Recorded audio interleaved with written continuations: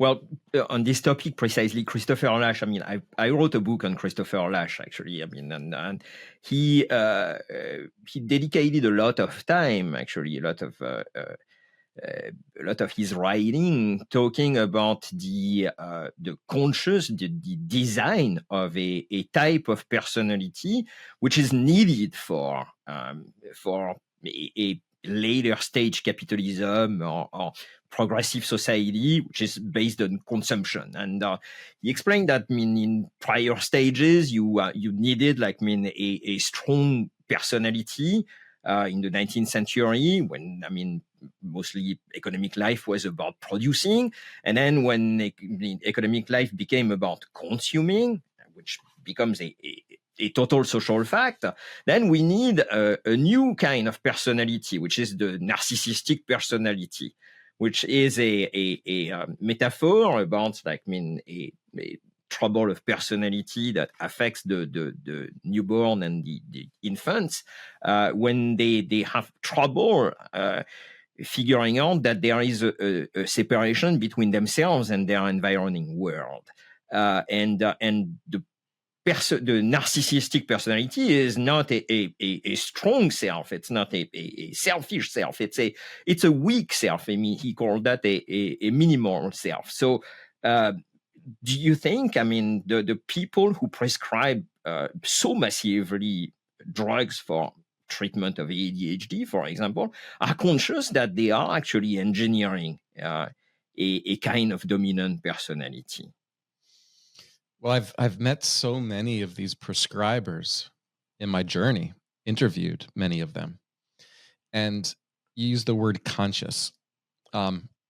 My experience of them is unconscious, that they are really just in almost like a trance-like state, that they've been so conditioned by our culture that, and throughout their training, that they have complete trust in centralized authority.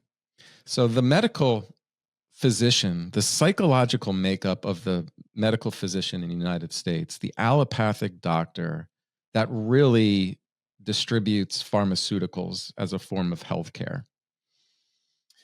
It's very interesting to me in how they've been able to construct a mental idea of like human health and flourishing. So these are some of the best and the brightest, right? To be able to enter into medical school in the United States, it's very competitive. You have to have just really strong aptitude in math and science, and your ability to be able to achieve in the public school system, I think, allows them to be very susceptible to this conditioning, because the American public school system does not necessarily teach critical thinking. It really does a great job of being able to regurgitate through strong working memory back what the authority, the teacher, or what's in the textbook wants you to be able to memorize. So whether it's history or it's science, we're certainly not training creative, critical thinkers who are designed and taught to be able to challenge the authoritative position. In fact, you're punished for doing so. And they are so rewarded. So this is like operant conditioning for me, is that they really care about being at the top of their class. So the top 1%, 2%, 3% of their class requires them to really learn what it's going to take to be able to achieve that. So they're focused on that outcome, not necessarily the learning. So they're kind of primed when they go into medical school that what they receive as far as the textbooks and their training is the pinnacle of modern science, and that there's these advancements in this area. So I do believe that they believe they are alleviating human suffering. So the psychiatrist, somebody who is going to be prescribing these drugs, it's not really going further than that, because when you ask the question about what the long-term consequences are on that individual, both health-wise, but also psychologically, They just see it as the person has a condition. I provide a pharmaceutical. The pharmaceutical has been proven scientifically, so they're told, to have minimal side effects, but also it improves their performance or it improves their functioning. And so they have this condition. You hear this all the time. The benefits outweigh the costs. So yes, they might acknowledge that there's some adverse events or some side effects, but they're almost conditioned consistently to view those as rare. So you take the risk. And do they understand the quality of the science around these interventions? You would think so, but they do not. They work way too many hours. They're really just looking at abstracts or conclusions by authors, or they're just getting information from pharmaceutical marketing.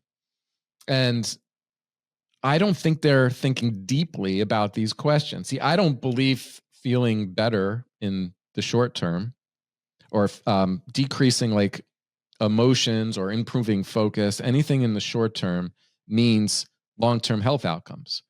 Because often, like, what has to happen is that we have to face what is actually happening to us and make some legitimate changes, right? So even just from a health perspective, somebody comes in and they're on the verge of type 2 diabetes or pre-diabetic. You can say that Ozempic is going to produce this outcome in the short term. But what they're not doing is thinking, what is the long-term impact of interfering with nature in this way, and with the person not being able to engage in the behavioral changes that put them in that position in the first place? It's not supposed to be easy. As well as the times in our lives where we're struggling, whether that's focus for a kid, behavioral problems, depressed mood, fear, all those symptoms and those experiences are there to serve us. That's part of the human experience. And so when we sell this notion of some quick and easy fix, it's like making a deal with the devil. You believe that you can swallow a pill and all those problems will go away, but all it's doing is creating new ones. And then we don't identify the new ones back to the interventions. So the explosion in chronic disease, in cancer rates, autoimmune conditions, we're never going to tie it back to the pharmaceutical pill that somebody was on, back at a certain stage in their life, or the ideas that are cultivated in our consciousness about our health.